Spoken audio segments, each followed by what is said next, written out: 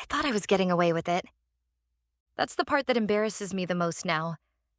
Not just the cheating itself, but how convinced I was that I was smarter than everyone around me. Especially my husband. Mark and I had been married for 11 years when the affair started. We met when we were young, right out of college, when everything still felt exciting and uncertain. Back then, we were inseparable. But over time, life became predictable. Work, bills, groceries, the same dinner conversations about coworkers and errands and what needed to be fixed around the house. Mark was a good man, loyal, responsible, the kind of husband people say you're lucky to have. But somewhere along the way, I started feeling like I was invisible in my own life. That's when Jason entered the picture. Jason worked in my office. He was the opposite of Mark in almost every way. Confident, charismatic, the type of guy who walked into a room and instantly pulled everyone's attention. He noticed me right away.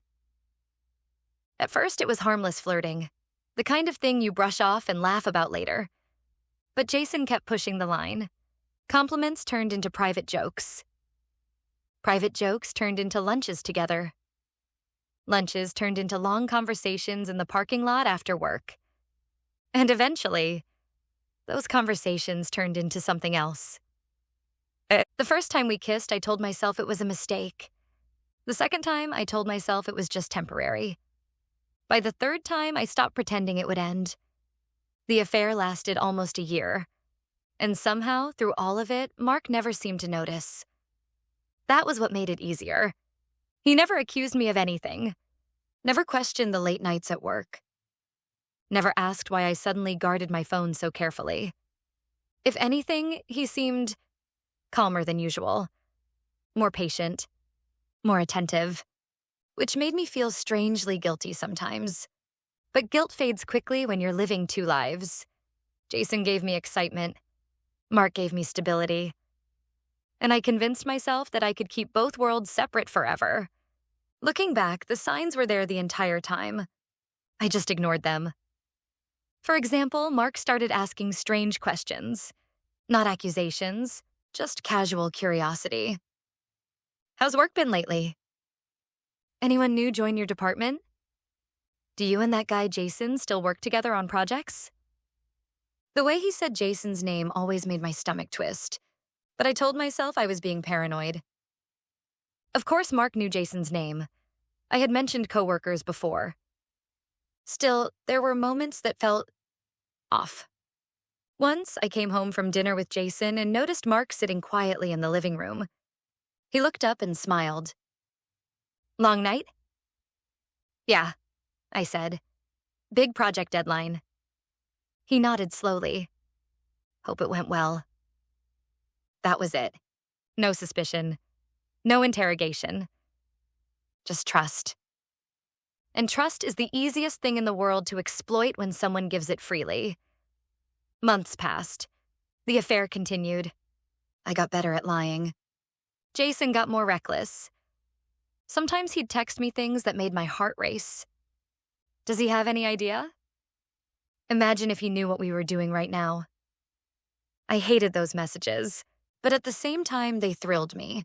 The secret made everything feel intense. Dangerous. Like I was living a completely different life. Then one night, everything changed. Jason and I were at a small restaurant across town. Somewhere we assumed no one would recognize us. We were laughing about something stupid when I suddenly froze. Because I saw someone walking past the window. Mark. He didn't come inside. He just kept walking. But our eyes met for a split second through the glass. My heart nearly stopped. Jason noticed my expression immediately. What's wrong? I shook my head quickly. Nothing. But the rest of the night I felt sick. When I got home, Mark was already there, watching TV, acting completely normal. Hey, he said. How was work? I stared at him. You didn't go out tonight?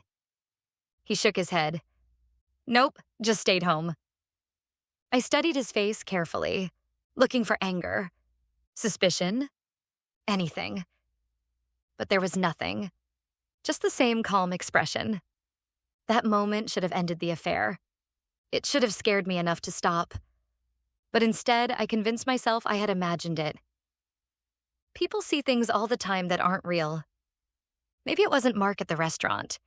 Maybe it was someone who just looked like him. So I kept going. And Mark kept pretending.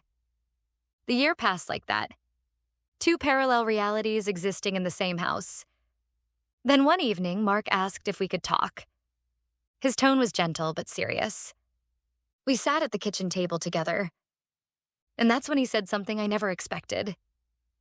I know about Jason. My entire body went cold. I immediately started talking, denying, explaining, trying to control the situation. But Mark just raised his hand. Stop. His voice wasn't angry. It was tired. Then he said the words that destroyed me. I've known for almost a year. I stared at him, trying to process what he just said. That's impossible, I whispered. But Mark stood up and walked to the living room. When he returned, he carried a small notebook. He placed it on the table in front of me. Open it. Inside were pages and pages of notes. Dates, times, places, screenshots printed and taped to the paper. Photos, even credit card records showing restaurants Jason and I had visited. My hands started shaking. You were spying on me? Mark shook his head slowly. No, he said. I was watching the truth. I couldn't breathe. If you knew, why didn't you say anything? He looked at me for a long time before answering. Because I wanted to see how far you would go. That sentence hit harder than any accusation.